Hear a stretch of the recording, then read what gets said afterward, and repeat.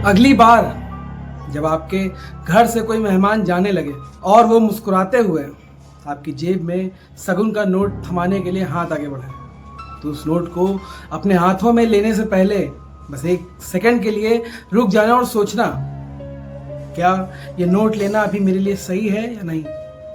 हम सबकी आदत होती है, ये हमारे देश का संस्कार है कि जब कोई बड़ा बुजुर्ग घर से विदा लेता है तो बच्चों के हाथ में शगुन का पैसा देता है। हम पहले औपचारिकता के लिए मना करते हैं कि नहीं नहीं बुआ जी नहीं चाहिए, नहीं नहीं दादाजी रख लीजिए, रहने दीजिए, इसकी क्या ही जरूरत है। और फिर उनके थोड़ा ही जोर देने पर मुस्कुरा कर उसे अपनी जेब में रख लेते हैं। उसके तुरंत बाद हमारा सिर अपने आप नीचे झुक जाता है उनके पैर छूकर उनका आशीर्वाद लेने के लिए। लेकिन क्या आपने कभी सोचा है कि उस झुकते हुए पल में उनके पैरों की उंगलियों को ध्यान से देखा है? क्या आपने कभी गौर किया है कि जो बुआ, जो मौसा या जो दादा रात भर आपके घर में रुके थे, उनके जूतों या उनकी धोती के नीचे छुपे हुए उनके पैर सीधे हैं भी या नहीं? क्या वो सचमुच उसी दुनिया के हैं जिस दुनिया के आप हो? हमारे सनातन धर्म और तंत्र शास्त्र के काले पन्नों में एक बेहद प्राचीन और खतरनाक नियम दर्ज है जिसे कहते हैं हक का सौदा।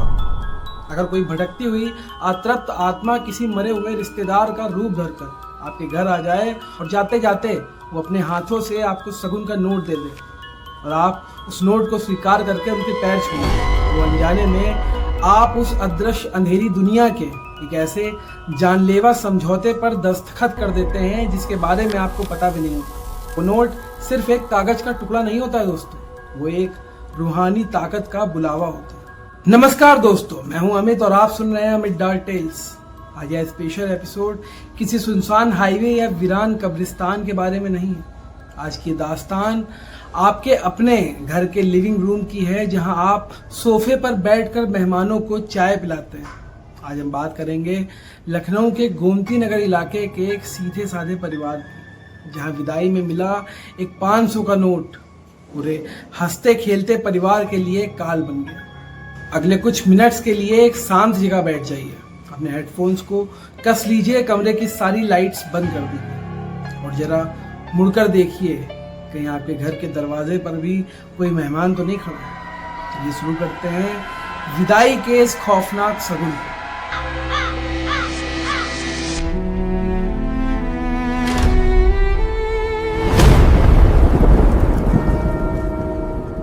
यह घटना है मार्च के महीने की। लखनऊ के गोमती नगर में रहने वाले विकास का परिवार बेहद खुशहाल था। घर में विकास, उसके माता पिता और उसकी एक छोटी बहन थी। मार्च की वो रात आम रातों जैसी नहीं थी। रात के करीब 11:30 बज चुके थे। टीवी बंद हो चुका था और पूरा परिवार अपने अपने कमरों में सोने की तैयारी कर रहा था। तभी अचानक घर के मुख्य दरवाजे पर किसी ने बहुत भारी दस्तक। विकास ने चौंक कर घड़ी देखी कि इस वक्त कौन आ सकता है। उसने सोचा शायद कोई कुरियर वाला होगा या पड़ोस के शर्मा जी होंगे।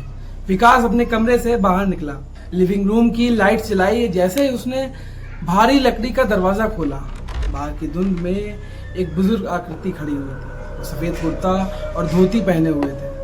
हाथ में एक पुरानी काली पड़ चुकी लकड़ी की लाठी थी और कंधे पर एक पुराना मटमैला सा कपड़ा का थैला लटका हुआ था। उनकी जटाएं सफेद थी और चेहरा झुर्रियों से भरा हुआ। विकास ने अपनी आंखें सिकोड़कर ध्यान से देखा। वो चौंक गया। वो कोई अजनबी नहीं थे, वो उसके दूर के दादाजी थे, दामोदर दादा। दामोदर दादा सीतापुर के एक दूर दराज गांव में अकेले रहते थे। पिछले 10-12 सालों से कभी लखनऊ नहीं आए थे। विकास ने तुरंत कहा, अरे दामोदर दादा, आप इस वक्त? आइए आइए, अंदर आइए।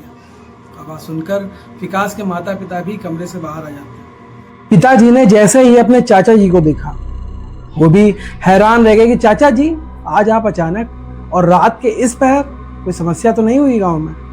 लेकिन दामोदर दादा ने कोई जवाब नहीं दिया। वो बस अपनी जगह पर खड़े रहे। उनके होंठों पर एक बहुत ही शांत स्थिर मुस्कान थी। वो धीरे धीरे कदमों से चलते हुए घर के अंदर आए और लिविंग रूम के सोफे पर बैठकर बिल्कुल सीधे देखने लगे। उनके बैठने का तरीका थोड़ा अजीब था। वो अपनी रीढ़ की हड्डी को बिना थोड़ा भी झुकाए एकदम पत्थर की मूर्ति की तरह बैठे हुए थे। और विकास ने उसी वक्त नोटिस किया कि दामोदर दादा अपनी पलकें नहीं झपका रहे थे। उनकी आंखें बिल्कुल खुली हुई थी। बिना किसी हरकत के विकास की मां ने तुरंत कहा, चाचा जी आप बैठिए, आपके लिए हाथ मुंह धोने के लिए पानी लेकर आती हूँ और गर्मा गर्म चाय बनाती हूँ। दादाजी ने सिर्फ धीरे से अपना सिर हिला दिया, लेकिन जैसे ही वो सोफे पर बैठे, लिविंग रूम की हवा अचानक बदल जाती है। पूरे कमरे में एक बहुत ही तीखी अजीब सी बदबू फैल गई थी। वो एक ऐसी गंध थी जो हवा में भारीपन पैदा कर रही थी, जिससे विकास का दम घुटने लगता है। पूरी रात बीत गई। कमाल की बात यह थी कि पूरी रात दामोदर दादा ने एक शब्द भी नहीं बोला था। जब भी विकास के पिता ने गांव की खेती बाड़ी या रिश्तेदारों के बारे में पूछा, दादाजी सिर्फ रहस्यमयी तरीके से मुस्कुराकर या तो सिर हिला देते थे। घर वालों को लगा कि शायद बुढ़ापे की वजह से दादाजी कम बोलते हैं या थक गए हैं, इसलिए कुछ नहीं बोल रहे। अगली सुबह के ठीक 9 बज रहे थे। धूप निकल चुकी थी। दामोदर दादा सोफे से उठे। उन्होंने अपना पूरा थैला उठाया और जाने का इशारा किया। विकास के पिता ने बहुत जोर दिया, चाचा जी इतने सालों बाद तो आप आए हैं, कम से कम 1-2 दिन तो रुकिए और मैं आपको इसी बहाने लखनऊ भी घुमा दूंगा। लेकिन दादाजी ने अपनी लाठी उठाई और दरवाजे की तरफ बढ़ गए। जाते जाते हमारे भारतीय घरों की रीत के अनुसार दादाजी रुके। उन्होंने विकास को अपने पास बुलाया। उन्होंने अपने सफ़ेद कुर्ते के अंदरूनी जेब में हाथ डाला और वहाँ से एक बिल्कुल नया कड़कड़ाता हुआ 500 का नोट निकाला। वो नोट इतना नया था कि उसकी चमक अलग ही दिख रही थी। दादाजी ने वो नोट विकास के हाथों में थमा दिया। विकास ने हमेशा की तरह औपचारिकता दिखाते हुए कहा, अरे नहीं दादाजी, इसकी कोई ज़रूरत नहीं है, आप आए यही हमारे लिए बहुत है। लेकिन दादाजी ने बिना कुछ बोले जबरदस्ती वो नोट विकास की शर्ट की जेब में अंदर डाल दिया और उसके सिर पर अपना सूखा झुर्रियों वाला हाथ रख दिया। उनका हाथ जैसे ही विकास के सिर से छुआ, विकास को ऐसा लगा कि मानो किसी ने बर्फ का टुकड़ा उसके सिर पर रख दिया हो। उनका हाथ जमा देने वाला ठंडा था। विकास ने सोचा कि बड़े हैं, विदाई का शगुन दे रहे हैं, तो पैर छूना तो बनता ही है। विकास ने दामोदर दादा के पैर छूने के लिए अपने हाथ उनके पैरों की तरफ बढ़ाया। उसकी नज़र दामोदर दादा के सफ़ेद धोती के निचले हिस्से पर पड़ी।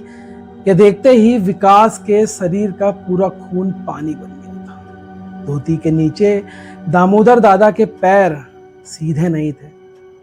उनके दोनों पैरों के पंजे पूरी तरह से पीछे की तरफ मुड़े हुए। उनकी उंगलियां पीछे घने कोहरे की तरफ इशारा कर रही थी और उनकी एड़ियां सामने विकास के चेहरे की तरफ थी। वो पैर इंसानी तो बिल्कुल नहीं लग रहे थे। विकास के गले से चीख निकलने वाली थी। तो शौक में झटके से ऊपर उठा, लेकिन जैसे ही उसने अपनी आंखें ऊपर की, सामने सोफा खाली था, दरवाजा बंद था। दामोदर दादा वहां नहीं थे। वो घर के बंद दरवाजे के पार पलक झपकते ही हवा में उछल उठे। विकास अपनी जेब में हाथ डालकर देखता है, वो नोट को छूता है। वो 500 का नोट अब भी उसकी जेब में ही था और वो नोट अभी भी इतनी ठंडी थी कि मानो कोई बर्फ की नोट हो। विकास पागलों की तरह फर्श पर पीछे गिरा। उसका चेहरा अब सफ़ेद पड़ चुका था और उसके माथे से पसीना टपक रहा था। उसकी माँ रसोई से दौड़ कर आई, क्या हुआ विकास, तू ऐसे जमीन पर क्यों गिरा पड़ा है? दादाजी कहाँ चले गए? विकास ने कांपती उंगली से बंद दरवाजे की तरफ इशारा किया और हकलाते हुए बोला, माँ दादाजी के पैर उल्टे थे, वो इंसान नहीं थे माँ। वो दरवाजा खोले बिना गायब हो गए। विकास के पिता लिविंग रूम में आए और बोले, क्या बकवास कर रहा है? सुबह सुबह भूत प्रेत की फिल्में देखकर दिमाग खराब हो गया क्या तेरा? बूढ़े आदमी हैं, ठीक से चल भी नहीं पाते हैं, तुझे वहम हुआ होगा। माहौल में तनाव को कम करने के लिए पिता ने अपनी जेब से फोन निकाला और गांव में रहने वाले अपने चचेरे भाई चाचा के बेटे को यह बताते हुए फोन लगाया कि दामोदर चाचा रात में लखनऊ आए थे और सुबह निकल गए। तभी फोन की घंटी बजी। उधर से फोन उठा, लेकिन दूसरी तरफ से जो आवाज आई उसने विकास के पूरे घर के अंदर मौत का सन्नाटा फैला। उधर गांव से चाचा फूट फूट कर रो रहे थे। उन्होंने रोते हुए कहा, भैया मैं आपको कैसे बताऊं, परसों रात को दामोदर दादाजी अपनी खटिया पर सोते ही शांत रात में ही उनकी मृत्यु हो गई। गांव में 3 दिन से भयंकर तूफान आया हुआ था। मोबाइल का नेटवर्क पूरी तरह ठप हो चुका था, इसलिए हम आपको खबर भी नहीं दे पाए। कल दोपहर भी हमने गंगा घाट पर उनका अंतिम संस्कार किया है। उनकी अस्थियां भी अब विसर्जित हो चुकी है। भैया, दादाजी तो अब इस दुनिया में नहीं रहे। या सुनते ही पिता के हाथों से फोन छूटकर फर्श पर गिर गया। विकास की माँ के हाथ से चाय की केतली छूट जाती है। पूरे घर की दीवारें जैसे खौफ से कांपने लगी। अगर दामोदर दादा 3 दिन पहले मर चुके थे तो कल रात को जो शख्स उनके घर आया था, जिसने सोफे पर बैठकर चाय की चुस्की ली थी, जिसने विकास की जेब में वो कड़कड़ाता नोट डाला, वो कौन था? विकास ने कांपते हाथों से अपने शर्ट की जेब से वो 500 का नोट निकाला। दिन के उजाले में भी उस नोट पर छपी महात्मा गांधी की तस्वीर की आंखें धुंधली लग रही, जैसे कोई उन्हें अंधेरे में छुपा रहा हो। शाम होते ही विकास के पिता ने लखनऊ के एक बहुत बड़े और सिद्ध पंडित जी को घर बुलाया।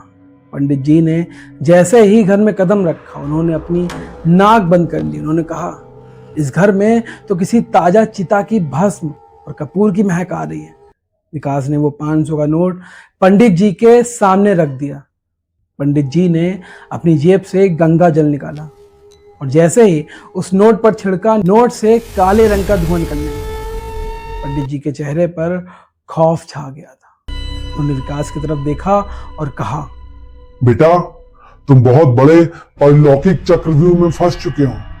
तंत्र शास्त्र में इसे कहते हैं हक का सौदा। पंडित जी ने समझाते हुए कहा, जब कोई आत्मा अतृप्त रह जाती है या कोई प्रेत योनि का साया किसी मरे हुए रिश्तेदार का रूप धरता है तो वो सीधे घर में हमला नहीं करता, लेकिन अगर वो विदाई या सगुन के नाम पर अपनी मायावी ऊर्जा का अंश यानी कि ये नोट तुम्हें दे दे और तुम पैर छूकर उस सौदे को स्वीकार कर लो तो साये को तुम्हारे वजूद का हक मिल जाता है। अब वो इस घर का हकीकी मेहमान बन चुका है। विकास रोने लगता है। पंडित जी, मैं इस नोट को अभी यहीं जला देता हूँ, ये बाहर नाले में फेंक आता हूँ। पंडित जी ने चिल्लाकर विकास का हाथ पकड़ लिया। भूल कर भी ये गलती मत करना। सगुन के रूप में मिला प्रेत धन अगर जलाया फेंका गया तो वो साया उसी वक्त पूरे घर को शमशान बना देगा। तुम्हारा वंश वहीं रुक जाएगा। यह नोट अब तुम्हारी रूह से बन चुका है।